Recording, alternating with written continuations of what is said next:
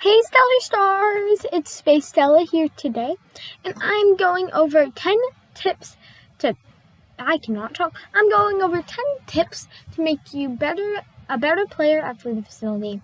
I hope this video helps and you will find it interesting and helpful, and I wanted to turn this into a bit of a series where I go over the maps and just things to do and things not to do when you're Beast and Survivor and just etc. things like that. But first, I'm going to go over the 10 tips I have here today, and I will admit that some of these are controversial, so they're not always going to work. Most of the time, they will, but there's always going to be those people or that time it doesn't work, and that's just how the game works. The first thing is that your hand placement is key. That's in real life. If you're playing on computer, I recommend putting your left hand, your pinky on the shift key, and then your thumb on the space bar, and your other three fingers on the W, A, S, and D key. This allows you to hit the E key easily, and if you're Beast, hit the Q key easily. And then if you're Survivor, I recommend putting your right hand on the arrow keys, because if you'll notice when I am doing anything, the place of my mouse never moves. Like, I'm just turning around using the arrow keys, because it's easier. And when you're Beast, put your right hand on the mouse. That's what I recommend. If you're on a phone, it's been very long since I've played on the phone, so you'll have to correct me if I'm wrong. But you have the jump bar on the left hand, and the jump button on the left hand, and the C and E button on the right, so you want to put one thumb on each side to make it a little easier. The second thing is to memorize the maps. I know this is more controversial because not everyone can and not everyone will or wants to do so, but memorizing the maps is really helpful. If I could talk, But memorizing the maps, because it allows you to know to not go into dead ends and to plan escape routes and to just generally know how to do things. Because if you walk into a dead end, you're kind of stuck, and if you know exactly where the computers are, you can be more time efficient and go to those rooms and not waste time going to other rooms. Or if you're Beast, you know to go to the rooms with the computers and not waste time going to other rooms, because Survivors probably won't be there. The third thing is levels have some level of predictability. Not everyone, because I've played with level 1 people who are better than level 316 people I play with, so you never know. There's always those people who are they're not as good as you'd expect them to be at the levels, so you can't judge someone officially by their levels. But I have noticed that if you get people around level 20, they seem to know the basic trolling things, so they'll know where the computers are usually, and they'll know the basic trolling things. Like if you're in the purple room on the facility map, I'm not sure if you guys know what that is, but it's a tiny purple room with a computer.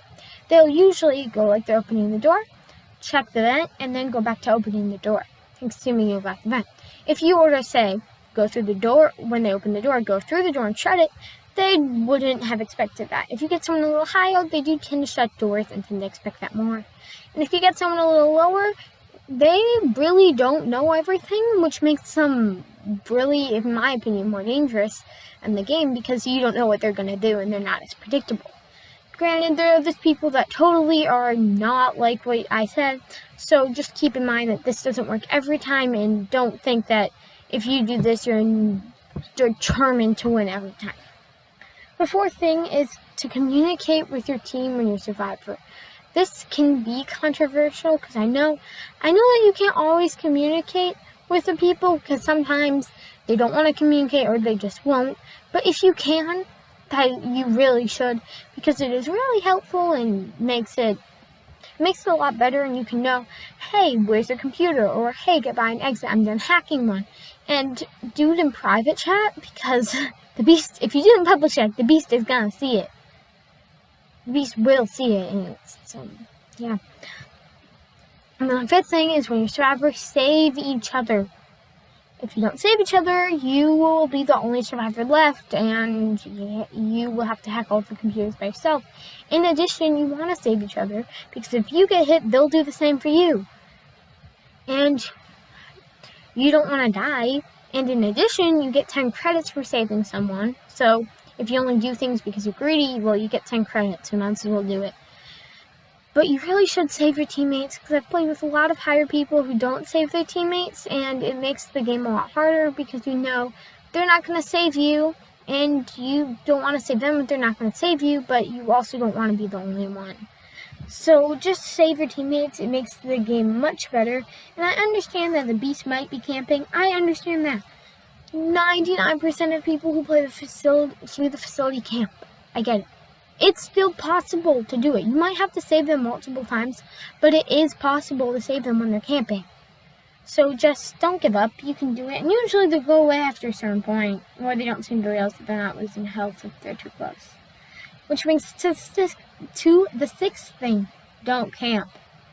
Don't do it. First of all, if you're close enough, the survivor's health doesn't even go down. Health. I really can't talk today. And the survivors need a chance to save them. And if you really, really, really want to camp, at least camp the area. And try not to be too rude about it and give them a chance to save people. Because it makes the game more fun, and it's just really hard for survivors when people are camping. So just don't camp as beast. Don't do it. And then the 8th thing is, when you're a survivor, plan escape routes. When you're in a room hacking a computer, think about, okay, where is the best place to leave from? That way, if you see the beast, you're like, okay, where do I go? And you won't be, where do I go? You'll be, okay, this is where I'm going. And I have an escape route, and etc., and yeah. So, I'm just saying that, if I could talk, I'm just saying that planning escape routes is helpful so you don't get trapped or, get hit by the beast, because it does happen a lot, and you don't want to be trapped, because that's the 8th thing. I feel like I said 8 before, but whatever. 8th thing is windows and vents. So you might be confused, because windows and vents are usually good escape routes from the beast, but I'm going to talk about it a bit. First of all, vents, most people don't seem to realize it takes time to crawl through vents, and 99% of the way, I feel like most of the time that people get hit when the beast is chasing them is because they crawl through a vent and the beast hits them. Even if you're on the other side of the vent, sometimes you get hit. So you want to hold the shift key down for as little time possible as you can, because it's much easier to hit people when they're crawling than when they're walking. And just going through vents takes time. It takes a lot more time than walking, so don't do it if the beast is right next to you.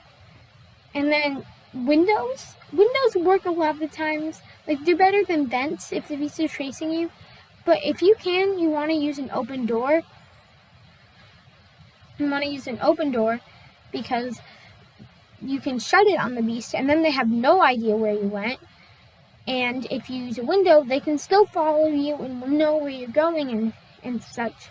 So using a window is good, but using a door is better, because then they have no idea where you went or just wandering around. If you use a window, they can follow you and go, okay, I'm going to follow you, and I'll probably get you later. So yeah, so just when you can, use open doors, then windows. Then I'd recommend vents, because you're just crawling through them, and the beast really can hit you a lot that time.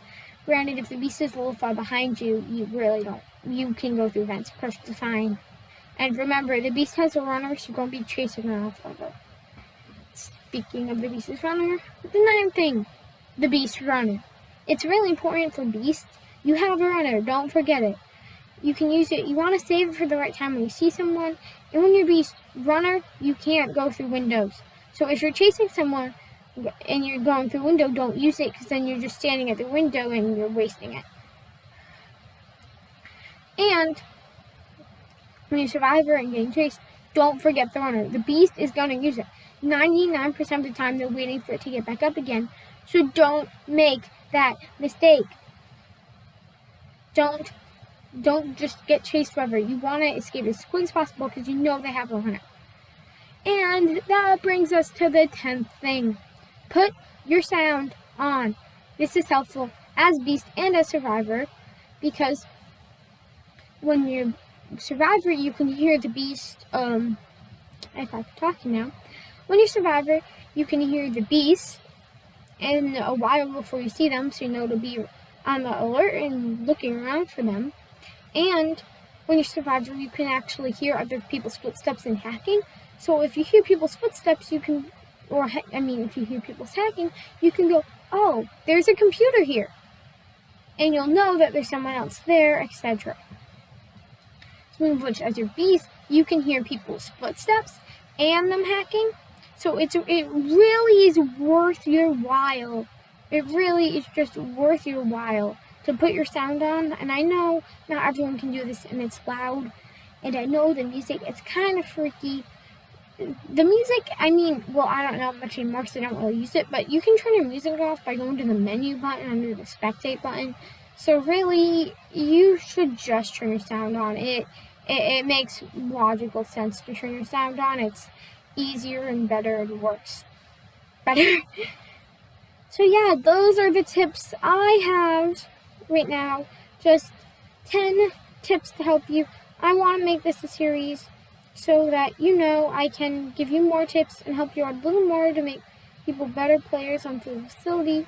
And I hope this really helps because I really enjoy making videos like this. So yeah, I hope you enjoy this video and see you all next time.